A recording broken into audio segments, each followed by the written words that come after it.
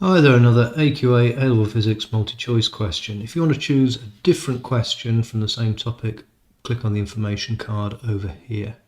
If you want to do the question yourself, pause the video now.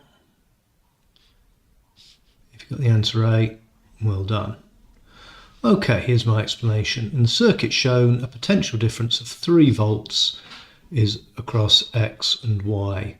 What is the current in the 5 ohm resistor? Well, we've got a parallel circuit here. If the PD is 3 volts from here to here, then the PD across here to here is also 3 volts. So I can really simply use current is equal to potential difference over total resistance, but it's the total resistance in that branch that I need to use. The PD was 3 volts. The total resistance is 5 plus 3 ohms. Put that into my calculator and I'll get an answer of 0.38 amps. The answer is A. Nice simple question with a nice simple answer. Hit that subscribe button, share with your friends, hit the like button, watch more of them. Thank you.